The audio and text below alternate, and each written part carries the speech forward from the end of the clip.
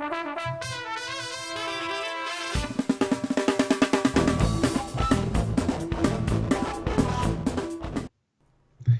everyone, and welcome to another episode of the Boxscore Geeks Show. Today it's just a twofer.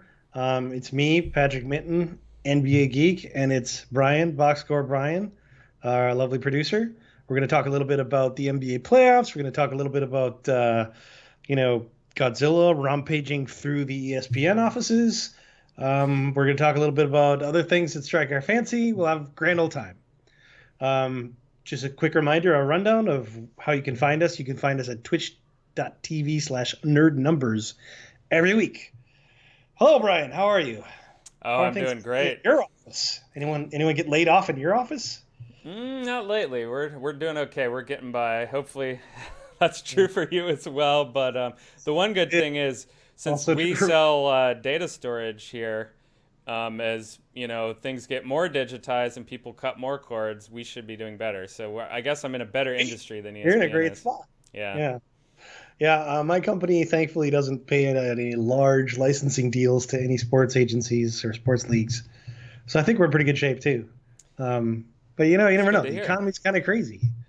Playoffs. It's the second round everywhere, right? All of the first rounds are over, I think. That one series dragged on a bit long, but we have. Let's just go from the top. The first series, it's kind of, you and I think it's pretty much already in the bag. Boston against the Wizards. Boston's up 2-0. You think the Wizards have any chance of coming back here? Well, so here's the way I look at all these series, and this one's no exception. Is that so initially one team's probably better than the other. Maybe not. Some of these 4-5 matchups, maybe in the other round, were 50-50. But once a team gets up 1-0, which is true in all these series now, it just increases the odds of winning so much, even if you aren't the best team. I want to say 538, which uses their Carmelo ELO rating, which we don't like very much, had them all kind of in the 60 to 70% range once a team went up 1-0.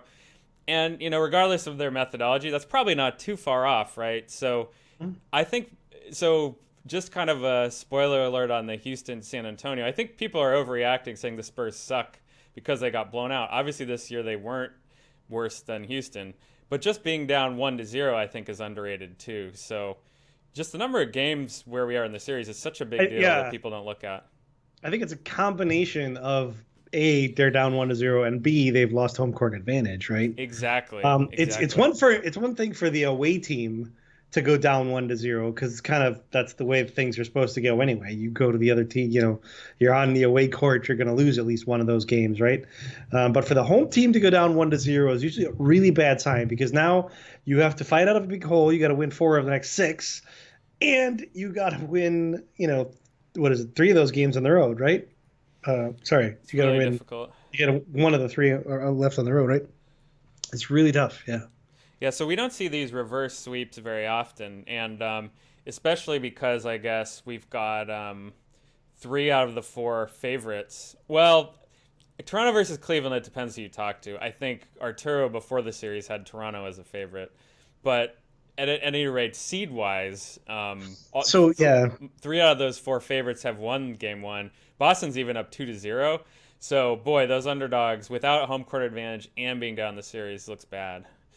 Yeah, and I think Arturo's usually really good at accounting for this, but one of the things people always seem to forget about in the playoffs is that you can't just take whatever your simple rating system or whatever you used in the regular season and apply it to the playoffs, because it really is almost as if a different team is playing, because in the playoffs, rotations get shorter. So right during the regular season, you might win a few games off of Cleveland because there's that night when LeBron didn't play, and then there's that night where he only played 30 minutes, etc. In the playoffs, you're going to see LeBron 40 to 45 minutes every night, and it's a totally different story, right? It makes Cleveland a much better team because barring injuries, you're never going to play against the resting LeBron, right? You're never going to play against LeBron only playing like 26 minutes or anything like that. That's just not going to happen.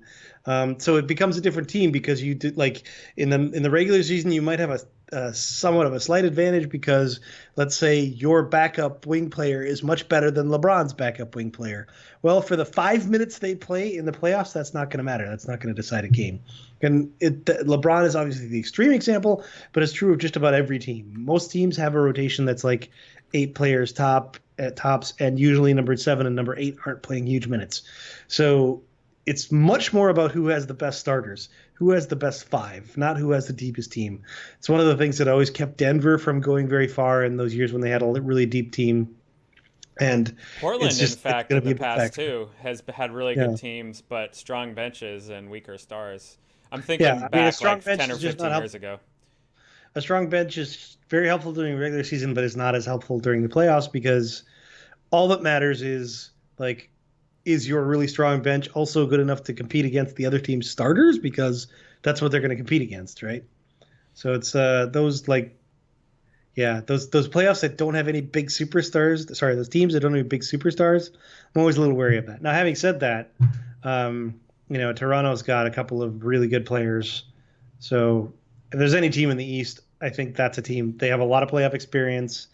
That's a team that could do the upset this year. But I mean, I'm not sure I'm really buying it, but I actually believe Arturo does tend to do a good job of accounting for exactly that kind of playing time metric there. Yeah, and you hit on something interesting there about the regular season. And, I saw Arturo, and I can't remember who else it was, Seth Byrne or someone like that, one of these guys that does all the models. And what they were talking about was basically how much should you weight the regular season versus the playoffs. And Yeah, again, the lineups matter a lot. That's a yeah, huge deal, like you were saying. Starters matter more, bench matters less. But on the other hand, how well you did on the regular season is probably the best indication of how good a team you are. So it's a really fine line to when you're modeling it, and those types of yeah. guys were concerned about that. So yeah, Which is why interesting stuff. Arturo tries to model it based on how a player performed in the regular season and whether that player's going to play versus how a team performed in the regular season. Because so here's a great example. I think was it 2004 when the I'm trying to remember, was it 2004 when the Lakers were like a 6th seed or something and went on to win the West? I think it was 2002. It was one of those years. Yeah, that Except I think Dre had that in his worst teams to be the #1 seed article. Well, except for a little caveat that I think Shaq missed like 45 games that regular season. So clearly that makes a huge difference, right? You're in the regular season without Shaq versus in the playoffs with a healthy Shaq. There's an enormous difference between those two teams, right? It's kind of clear that team, and again, I'm sorry about the year. I'm sure one of our viewers is going to pop it out of memory and correct me, but there was a year when like the Lakers came in as the 6th seed, and I remember it quite bitterly because I'm pretty sure it was a year when the Timberwolves had home court advantage, but they had to play the Lakers with Shaq. And in any other year, that Lakers team would have been like a 2 seed, but they weren't because Shaq missed like 40 games or something like that, right? And so the team actually obviously came in and rolled through the playoffs because it was really like pretty much the equivalent of a 60-win team. It was not like the 49, 50-win team that entered the playoffs, really, right? It was a totally different team than they were in the regular season because of personnel, right? And you could do the same things with trades and things like that, right? Sometimes teams make trades, 2/3 of the way through the season that make them much better, that make big differences like that too. And I think, that's why Arturo tries to account for players and not teams, because a player's performance tends to remain fairly consistent. Teams' performances are somewhat consistent, but they really depend on who's playing. Yeah, no, that's 100% right. And I do have his fixed round two projections up right now from April 30th. And in all fairness to him, he did have the Cavaliers as a 58.1% favorite. So he does have them over the Raptors. So just to be fair, Arturo. But here's some of the other things he has in his model that's really interesting. And this is all stuff that he's just looked at over the years and seems to be significant. The refs called the game biased based on playoff experience. He Yep. has up to 4% odds for the Cavaliers and Warriors because they've been in the playoffs before. That's really interesting. It is a big deal. And I think there's two parts to this. One, I think there is a subtle referee bias. But two, The referees simply call the game differently during the playoffs than they do during the regular season. They call the game, they allow much more to happen.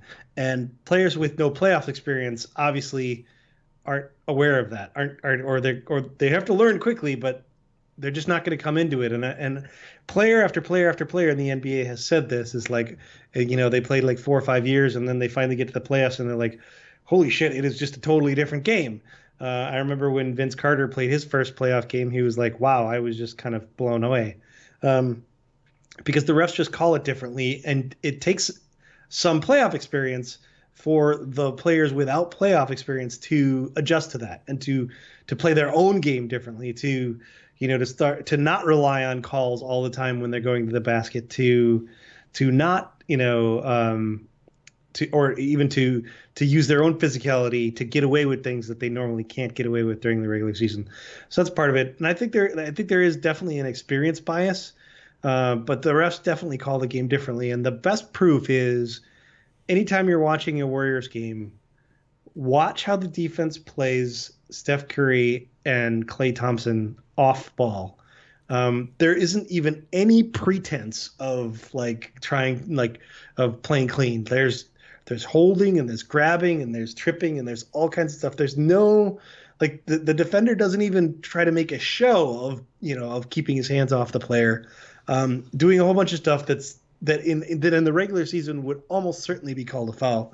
They get away with that all the time in the playoffs, and I'm not homering for the Warriors because I'm sure the same is true for LeBron when he's not on the ball, or for any other shooter that's not on the ball. It's just the way the playoffs are played, and I think the players with less playoff experience, they take probably a full series to kind of get used to that, and that makes a big difference. That's why I can never be super high on really good teams that don't have playoff experience, right? That don't have I can't be that high on Utah going that far for that reason. Oh, that's an awesome point. And speaking of Utah, so we'll gloss over the coaching edge real fast. He has a 2 point edge for the Warriors versus Utah, 0% for everyone else. He doesn't consider coaching to be that big of a deal in the playoffs. Mm-hmm. But the high seed home court margin and low seed home court margin is how he does this. It's really interesting. So, again, you'll have to look at the video show or Arturo's Twitter if you're listening to this on audio. But what he does is he says, here's all the games where the high seed has home court and what is their advantage in those games. It's pretty big. It's between 8 and 12%. And I got, home court advantage is a big deal, so that doesn't surprise me not. And again, this is for each individual game, not for the whole series. Then he also gives the low seed a margin in the games that they're at home in their series, a little bit smaller, right? It's around 7% for most of these teams. However, Utah's home court margin, despite being the lower seed, is 18.5, like double the rest of these. Yes. That's how big the elevation advantage is, according to Right. Arturo's math. And I imagine if yeah. the Nuggets were around, it'd be the same. So that was really interesting to me. Well, and what's really interesting here, I haven't actually looked at this data, but I remember from Arturo's previous study, Utah and Denver had the biggest home court advantages because of that elevation. However, that advantage goes away for game 2 there because by then the other team has adjusted to the elevation, right? Yeah. So, that's interesting. and also that advantage is bigger for Utah or Denver, whichever one we're talking about, right? That elevation advantage is bigger if the home team has already been there, like they've already played it. Like during the regular season, you play at home, then a couple days later you play at home again. So you're at the elevation, your body's adjusted, whereas the away team is coming and they're changing elevations. So that's a bigger advantage than if, for example, you're both on the second day of a back-to-back and you're both traveling from somewhere else.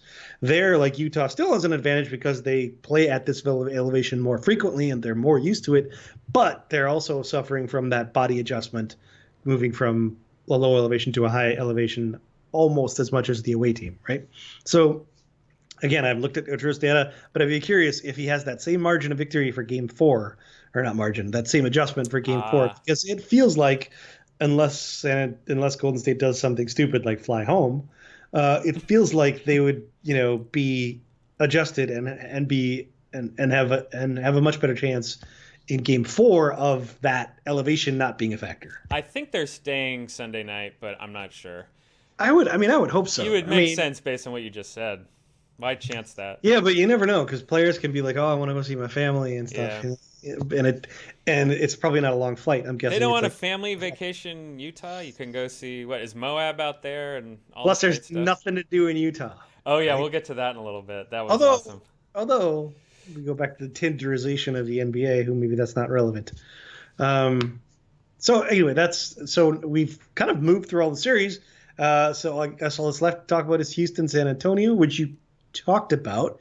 You talked a little bit about how you think that game one blowout was overblown. Yeah. I think the big factor in that game, which Vice Sports also did a little article about, is that LaMarcus Aldridge was terrible in that game. Yeah. He was really terrible, and I don't know. I mean, a lot of people are saying San Antonio needs to go small or they're going to be in deep trouble. And I think maybe they have an argument for that because if you go small, you can maybe do a little bit more to counter because Houston's going small, right? And they have a lot of perimeter threats. Yeah, it's interesting. So I'm going to bring up the Spurs roster right now because, well, so I think a bigger problem is just Aldridge has not been that good on the Spurs. He was good for a little while, but he's kind of at that age where he's starting to regress a little bit. And we weren't the biggest fans of his to begin with. But Right. let's. So here's what I'm interested in: is if they do go small, who are those players that are going to be getting those minutes? So we do have the Spurs roster up right now, and Well, oh, go ahead. yeah, I mean, I'm not sure that. I think the big issue is that I think Aldridge is a little bit slow to defend on the perimeter.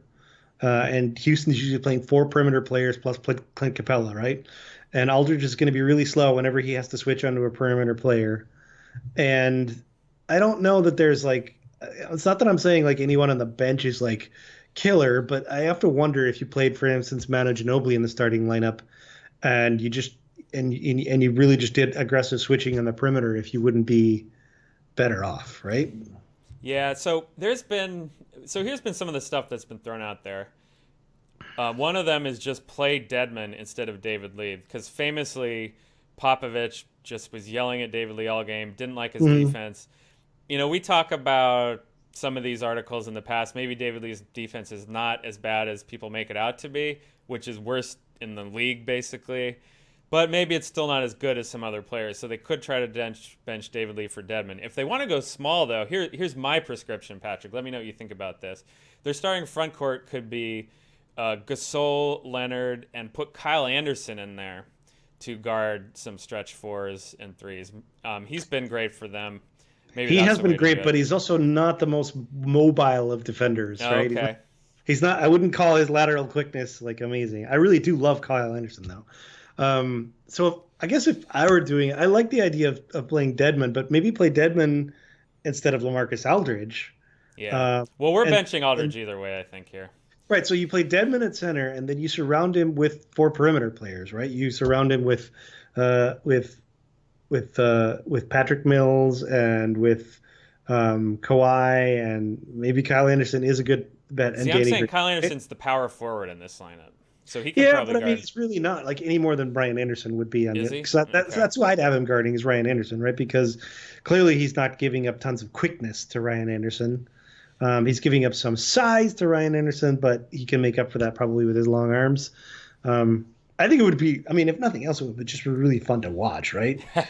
A lineup like that, there'd be a lot of good passers and shooters there. It's. I mean, And in it's fairness to David Lee, I've only seen him getting yelled at by Pop. I haven't actually looked at his numbers.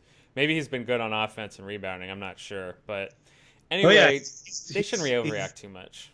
he's their second best rebounder after Devin. There you go.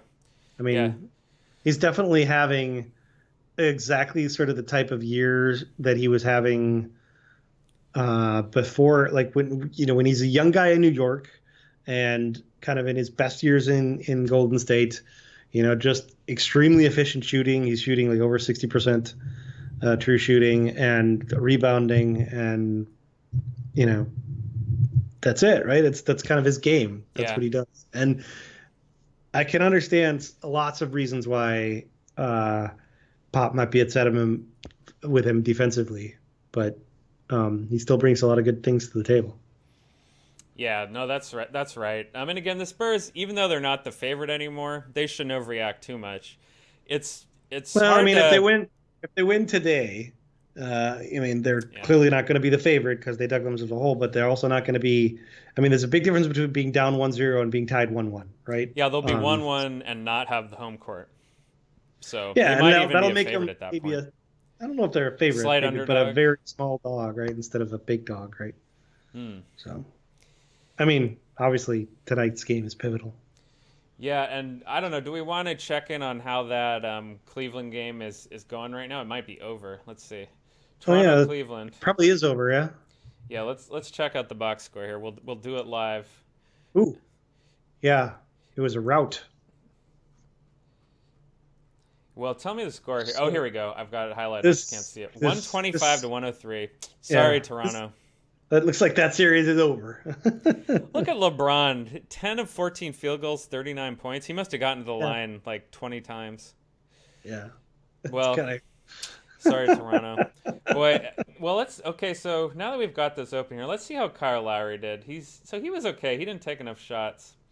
Is he still dinged up? Is that a problem for it's the always really Raptors? hard to tell with players. I mean, it's one of those things I find the hardest to like sort of um when I'm in Vegas or something and there's a player coming off an injury and I'm thinking, ooh, they could be good because this player's back or whatever. It's so hard to tell. Like sometimes players go right back and sometimes players are like Rajon Rondo who like took forever to seem healthy again. So or even like I'm thinking back Tyson Chandler back in the day. It's hard to remember now, but there were like a couple years, maybe 3 years before Dallas picked him up, where he just looked like he was never going to be the same player again. Um, and it's just really hard to predict how players come back from injury. Yeah, All it right. is. So Well, short answer is I have no idea. yeah, it's tough. I mean, again, I won't talk about this too much because it's 2-0 and Cleveland still got home court here. But I'll say Toronto's lineups have been kind of interesting. So they benched Valanciunas, who's a pretty good player. In fact, he played pretty well tonight. He didn't have a lot of rebounds, so maybe that's bad. But he shot pretty well. And they've been doing this Serge Ibaka center small ball so far. And Cleveland hasn't been changing. They're still just running out Thompson, Love, LeBron James, which is one of the biggest, best rebounding front courts, in the Yeah, NBA. So it's a brutal front court in terms of rebounding, right? pretty surprising that Toronto, Dwayne Casey decided to do that. And they only got out rebounded by a little bit this game, so that wasn't a huge problem. But yeah, I mean, that seems like an area where I think they could have I an think edge. I think it's just rife with mismatches, right? I mean, Because here's the problem: Patrick Patterson and Norman Powell. These are the guys you're putting in instead. Like those aren't great, players to be and putting neither in. of them is going to be a great defensive matchup against Kevin Love, right? Yeah, yeah, And I guess, I mean, you get Ibaka guarding Kevin Love, that's great. But now who's boxing Thompson out? yeah. It's just I don't I'll I go don't know. with Dre's, rule of small ball here, which is just play your best players, and it doesn't seem like to me that these are Toronto's best players. Yeah, the whole small ball versus big ball. I don't know what the hell they call the other normal basketball. Team big. It's all about playing your best players, and if your best players are small, then yeah, of course, small ball is a better strategy than a standard one, right? However, if your best players are your big men, I think it's not a very good strategy at all. So, yeah, I don't know. So that's all I got in the playoffs. That's all I got. Okay, so let's talk about the other big news of the NBA season, which is that ESPN they just threw a bulldozer through their sports bullpen, right? I mean, they laid off 100 people. Some of them, at least in journalism, big names like Mark Stein and what was his name, Bill Lader, or Bill Verder. Yeah, And I mean, I've got a list here of everyone, and it's never going to be known fully. It's just people self-reporting who got laid right, off. right. But yeah, some pretty big names. So one of the things we talked about during the pregame is that we totally agree with Tom Lay's latest article on Deadspin, which is that there's pretty much no way, because looking at these names, some of them are kind of big names in journalism, but none of them are big names in entertainment. Like Stephen A. Smith is not on the list, right? So it's unlikely that the combined salaries of these 100 people makes a dent. Do you want me to read In this quote from his article? This is what I really liked. Sure. The quote is add up all the salaries of the people who lost their jobs today, and how much of a single Monday Night Football broadcast does it buy? 10 minutes, 15 minutes? And if we just do some simple, like back of the napkin math, let's just pretend it was actually 100 people and they all made 100,000 a year. Some of them probably made more, some of them probably made less, but that's simple math. That's $10 million a year right there. That's a lot of money for most businesses, but for ESPN's licensing rights, that is nothing. So Right. I mean, they that's pay, what do they pay the NFL? Like $1 billion a year? something like that. And Yeah. that's just for Monday night, Sunday night, and Thursday night, right? They don't do the other normal Sunday games, right? And as you point out, they also have a big contract with the NBA. They have Right. college That's football as yeah. well. They have individual conferences in college. They have multi, big deals with. So, yeah, So I think what we kind of looked at around the time that the NBA signed that gigantic deal that sort of shocked everybody. that led to Uh, the big salary cap, right? right. The big sort of takeaway from that was, people are cutting cords, people are watching on DVR, etc. Sports is one of the last remaining things that people watch live, so you can actually sell the commercials, right? You know that people, for the most part, watch sports live, so you know that your watchers aren't skipping commercials, so that makes those commercials a little more valuable. So, because of that, all kinds of networks suddenly were really interested in properties like the NBA or NHL hockey, which in prior to that deal were way, way, way behind the NFL and Major League Baseball in terms of the revenue people paid for TV deals, right? And suddenly it's like people paying $1.5 billion or $2 billion for the NBA. That's like unheard of because that's what people paid for Major League Baseball like 5 years ago, right? That's what people played for football 5 years ago. It's crazy. And then people are assuming, when the NFL has the next chance to negotiate that deal, that's going to be a huge deal. But here's the thing: is like, while it's true that that's very valuable to the TVs because they're losing all these viewers to DVRs and on-demand services, if you overpay for it, that's your profit margin. It's gone. So it was a good deal at whatever price you were paying, but once the NBA realized how valuable it was, all your profit margin has now been captured by the NBA. The NBA is the organization for whom NBA basketball is really profitable and popular.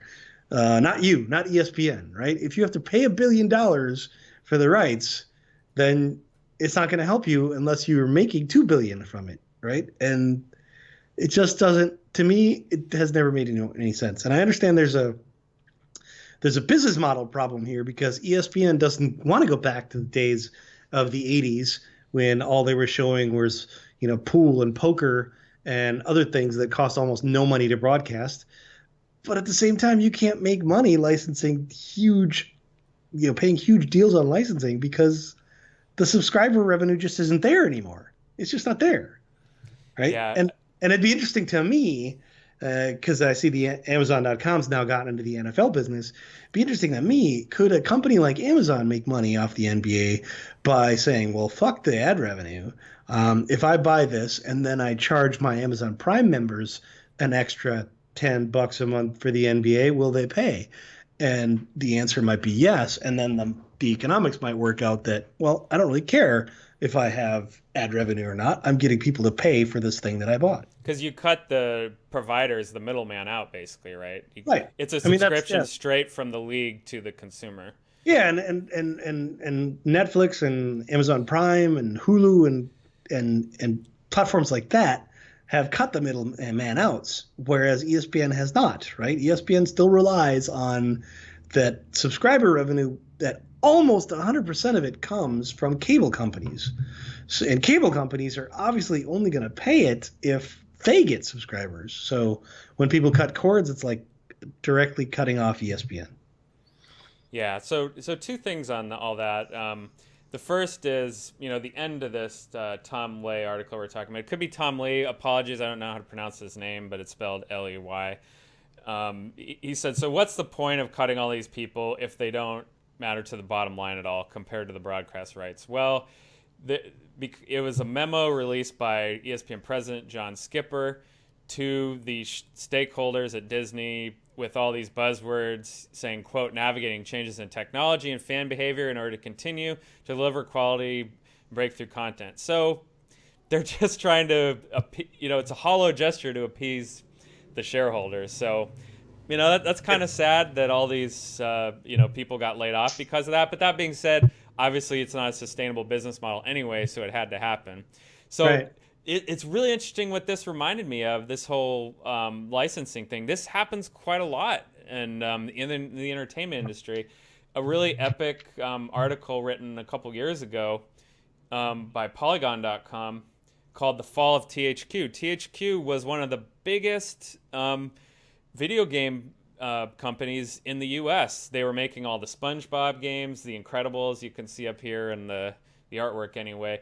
And they had all these licenses paid out years and years in advance, and they had a lot of cash put into that. And then all of a sudden, mobile gaming hit, and big box console sales just went away, and it all went to mobile sales.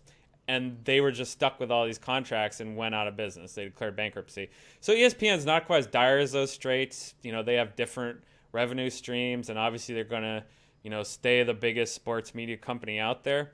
Mm-hmm. But they are going to have to contract because they bit off more than they can chew, basically, business-wise. Yeah, I mean, I wouldn't be surprised if, you could run an extremely profitable site like ESPN where you didn't broadcast live games at all. You just had highlights, and maybe you spent a lot of time doing esports and other niche sports. Stuff with and cheaper licensing, basically. Stuff with super cheap licensing. And you go back to the days of the late 80s, early 90s, where they didn't have any licensing with any major leagues. They just did, basically most people only watched ESPN for SportsCenter. And then beyond SportsCenter, you had people following their niche things that they liked. If it was pool or poker or, weightlifting or all the other super cheap sports that ESPN, originally made their money broadcasting, right? Speaking of pool, ESPN we just had the 20th anniversary of the most epic snooker break of all time. So check that out on YouTube. Sorry, go ahead, Patrick. Okay, I was not aware of that. I'm just thinking, I don't know to what extent ESPN has their fingers in this business, but wow, there is a lot of money in esports right now, right? I mean, people are not giving away like $1 million prizes for DOTA tournaments, out of the goodness of their heart. They're doing it because there are viewers willing to watch it. And I think there's a lot of money to be had in even a quote sport like chess. The broadcasts are doing really well because what they're finding is the community of people watching, like the viewers, they're actually as interested, if not more so, in the commentary of the community than they are of the actual action. The engagement's that's much higher with those fans. The engagement's huge, right? And myself, I watch some StarCraft sometimes. I really love watching them with friends and commenting on it, and then it seems like often in those things there's many things you can watch at the same time, not just whatever happens to be center screen. And that is exactly the kind of thing where I think sports can go in that direction. I wouldn't be surprised at all if ESPN could make a very good profit, covering things like women's basketball and women's soccer and other leagues with much lower licensing fees. And yes, total overall viewership might be down, but so would total costs. It's a matter of profit margin, and then you still have SportsCenter, right, which is still the franchise essentially. Yeah, and that's kind of what the cord cutting and digital age is doing, right? It's extending out that long tail. It's making all that long tail stuff more economical and makes more sense to make. But it's not just that, right? Like if you look at everything that's on ESPN until I want to say 5 p.m. Western time, which is prime time East Coast, right? Everything that's on from the morning until about 5 or 6 p.m. my time. Super cheap studio shows. It's basically podcasts, right? Yeah, that's right. So why should I watch the ESPN thing when I have about 700 million podcasts to choose from that give me exactly the same quality of content? You can look at there's so many sports podcasts out there, and almost like if really all it is two talking heads talking about the issue, like us right here, right? We don't have any viewers. We got like, I don't know, maybe a few dozen are watching this live, and maybe 1,000 people, maybe 2,000 people will watch this on a recording at some point. But that's basically 2,000 people that are choosing an hour of their week to listen to us instead of Stephen A. Smith or whatever. And we are one drop in a huge bucket full of many other such podcasts, and ESPN has to compete with all of them. So, 10 years ago, that wasn't true. 10 years ago, if you wanted to listen to sports heads babble about sports, you pretty much only had ESPN and maybe Fox Sports. Otherwise, there was no competition. And now there's competition everywhere. So their loss of viewership isn't just about the licensing. It's just about the fact that there's so much more content out there for everyone. So here's an example of that you made me think of. One of the bigger endeavors into esports right now by kind of old school media companies is Turner is doing E-League right now. And they have several different games. It's mostly Counter-Strike, but they have fighting games as well, and I think some other games. And their ratings are fine, right? They're like 200 to 300,000 from what I've been seeing, maybe a little bit higher for some of the stuff. That's like kind of average, cable ratings for stuff like that. Mm-hmm. And yet they've said, we love these ratings, we're going to keep it going, right? And it's because it's so cheap for them to make. So they get to do both, right? So it's a studio show where everything's self-contained. They already own all the equipment. They have to pay to fly in the competitors, but then they can actually have the competition there in the studio. So they get both, right? They get the live competition, which is what you were saying. You don't want to DVR that, but you also have this cheap studio show without the big licensing fees. So yeah, it's appealing. So as a big esports fan, I'm a little more skeptical because there's been bubbles in the past, right? Big sponsorship money will come in. They haven't got the returns they want, then they leave, and it's kind of in a shambles. But it's been sustained but the trend of the last 2-3 years has been pretty amazing, right? It's been a little more sustainable than it has the past 10, yeah.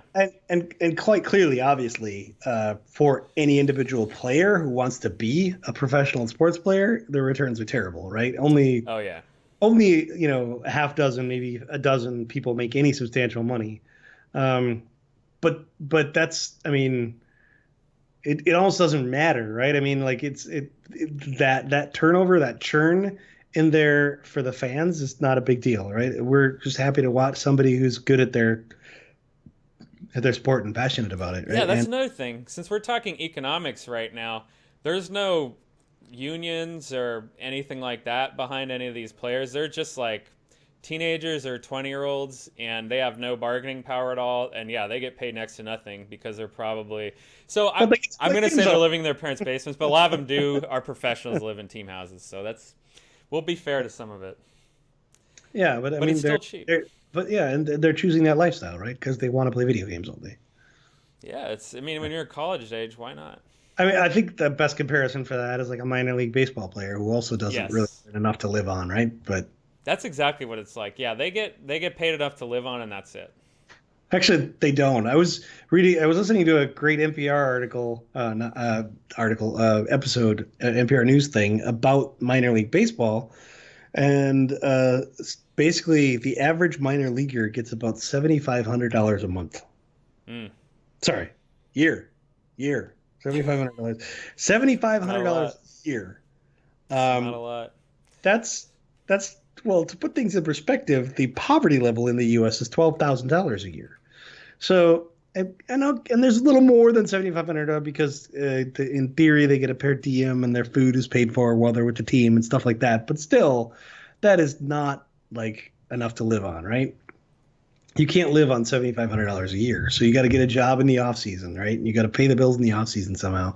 I would hazard a guess that almost every minor leaguer, at least the ones that aren't like, draft picks with guaranteed contracts that are biding their time in the minor leagues until they're ready for the majors, almost every one of them earns more money in the offseason than they do during the regular season, right? And it's a sacrifice they make for that elusive chance at the big leagues. The economics of it are kind of grueling.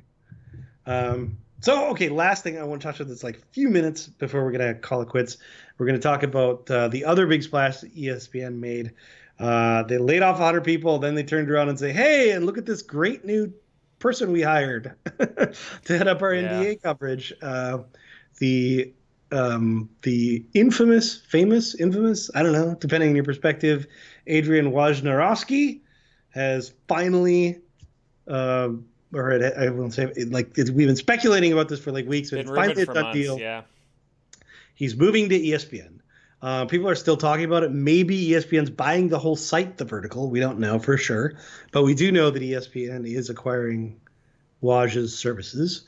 They probably just got sick and tired of the fact that at every ESPN draft party, people were only paying attention to a Yahoo Twitter feed instead of to ESPN's Twitter feeds.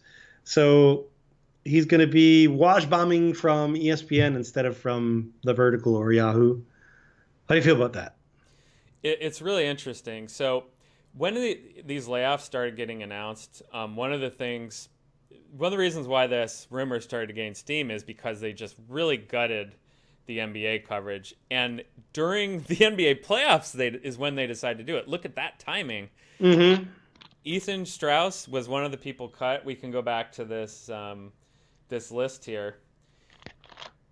Yeah, Ethan Strauss, Mark Stein, like you said, Henry Abbott, who's the editor of True Hoop, Justin Verrier as well. So they're cutting people that are covering these teams that are probably going to be in the finals or win it.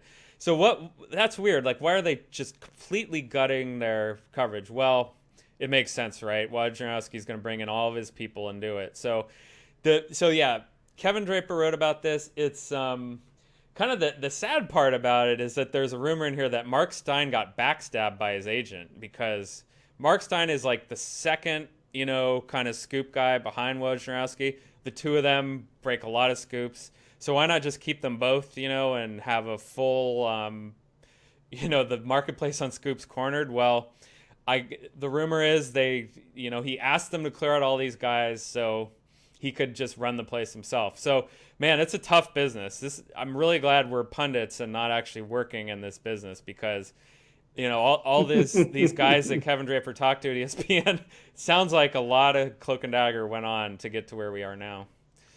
Yeah, and definitely the fact that we don't actually get paid to do this means that makes it way better.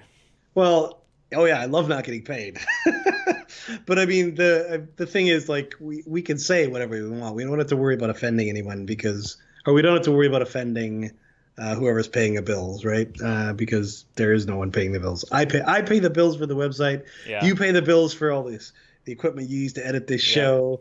I mean, we have no person that we have to be worried about offending, and so we offend everybody on this show with equal lack of discrimination. And we also don't want to work in the league at all. That's a big advantage we have. I would say that's entirely true. If anyone wants to offer me a general manager position, I am open. Vice president of basketball operations or general manager, I am open. My phone. The Atlanta Hawks job is open right now. Are you? I will take it. I will take the Atlanta Hawks job. Would you keep Budenholzer? I would. I think he's a good coach. I'd keep Budenholzer. Yeah, and he's a decent coach, and coaches aren't the. I mean, all the coach really does for most managers is it's a guy that they can fire when things are going terribly, because then they don't have to take the blame themselves, right? I mean, there are definitely good coaches and bad coaches, but we kind of have long since acknowledged that they don't make as big an impact as people think they make. And for that reason, by the way, if I took over a team and had to hire a new coach, I would definitely hire a nobody and pay him almost no money. There we go. I mean, just like I'm sure whoever wants to hire me for general manager, they're going to pay me like, I don't know, $50,000 a year or something like that. I just hire, what I do in that scenario? I'd hire some former player, like your oldest player that's retiring right now. I'm like, hey, just stay around and be the coach. Everyone likes you. I would hire, it's terrible that I'm not. Thump. Cheryl Reeves. That's what I'd hire. Oh. Right? I mean, what has she got? Like 2 championships and 4 finals in 4 years? How can you get better than that? Right? There you go. Doesn't matter if it's women's, men's basketball. Just hire a coach like that, or hire what's her name from the Spurs, Becky Hammond. Yeah, I think Becky Hammond, right? I'm betting she'll take over for Popovich. She's gonna wait for him to retire, and he'll. I'm betting that sorry, I'm not betting. I'm thinking that if you are some other team, you shouldn't be waiting for that to happen. You should be Yeah, trying to poach your way, right? yeah. Um, because I feel like if you looked at the women's basketball ranks, you could find so many like underappreciated coaches. Um, just because this bias against women has been so strong for so long, that so many of them have been overlooked. You could hire a fantastic coach at essentially the whatever the NBA coach minimum salary is, just because he's a woman that everyone else is overlooking, right? That seems to me like a great business opportunity. Um, yeah, that'd be the only job I would take. There we go. General, the guy in charge. Let's put it that way. If that job's open, I'll take it. But Okay, so I take that back. I am not looking for an NBA job, but Patrick well, might be, but has no fear at most, all. most importantly, I am not looking to do that which I am very good at, namely software development, for an NBA team because they will pay me about half as much as my current uh, employer, who, by the way, is also really good at software development, pays me. So, it's like I have a lot of colleagues that they take half the money to go work for some video game company because everyone wants to Yep. develop for video games. So there's video games and sports franchises are the two types of industries where they convince people to take way less money because but you get to work for this really cool company that makes video games. It's like, yeah, okay, great, but what about this skill that I'm really good at? Why are you underpaying me for this? And they're like, but Nerf football's in the office and you can play video games. And it's like, well, I could also do my normal job and then go home and play video games. So I don't really get the appeal. There's so many people I know who've left like employment at whatever company I was working at the time, Amazon or Microsoft or my current employer, Zevo.com. They would leave, they would take a job for less money at a video game company. And I'm just like, what is wrong with you? Hopefully that wasn't THQ. Uh, what? Go work for EA Sports? Are you kidding me? Like what? Anyway, and see, there I have just offended. Like EA Sports is never going to want to hire me now that I've said that on the Too air. bad. Okay, so let's wrap things up. Have we got Let's any do shout it. outs? Yeah, actually you made me think of an esports shout out when we were talking about the show.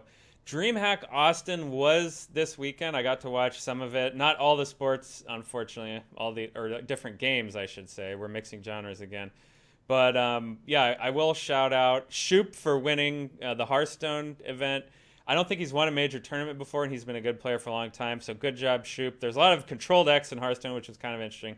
And you mentioned StarCraft, of course. Shout out to America's Neeb, held down the American home court and won StarCraft 2 DreamHack. And he, kind of gets back to his ways when he won the Kespa Cup last year. So yeah, Neeb puts a big stake in the ground for being the best foreigner once again in StarCraft. So yeah, Yep. those are my two shout-outs. The best. I love how we use that word foreigner in StarCraft. Yeah, Isn't and I that should great? specify Like, that foreigner foreigner in means you're StarCraft. not from South Korea. Yeah, it means non-Korean. So No. all Americans, all Europeans, all other Asians are foreigners in StarCraft. Okay.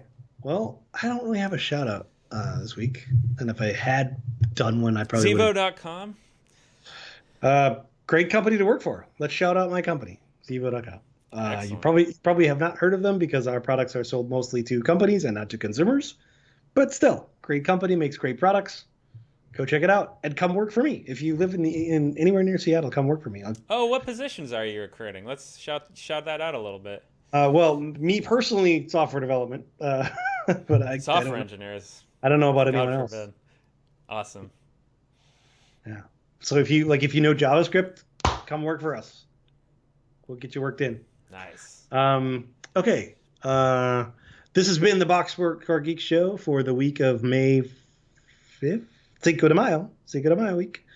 Shout out to fake American holidays. Shout out to cultural appropriation. Yeah. So you can find us at twitch.tv/nerdnumbers. You can find us at the Boxscore Geeks. Just boxscoregeeks.com. Every week we post a summary of the show, usually the same day, sometimes the next day. You can find us on iTunes by searching for Boxscore Geeks. You can find us on Stitcher by searching for Boxscore Geeks. You can find Brian on Twitter with the @BoxscoreBrian handle. You can find me on Twitter under @NBA Geek, although I don't tweet a lot these days. You can find Dre, who's not here today, at Nerd Numbers, @Nerd Numbers. And anything else? Anything Yeah, else? actually, I want to shout out Arturo's Twitter too. I doubt there's anyone who knows us, but not him. But maybe there is. Maybe someone just fell upon this. He's Yeah, at American Numbers. He is the workhorse of NBA, analytics. So definitely great. follow If you, Arturo. if you like spreadsheets, he's your Yeah, man. He's got them. and All he right. does funny pop culture stuff too. So yeah, Yeah. why aren't you following Arturo? That's all I got to Yeah. say. Yeah. Good choice. Good shout out, Arturo Giolitti. All right. Thanks for watching. Thanks for listening in. And we'll see you again next week. Bye bye.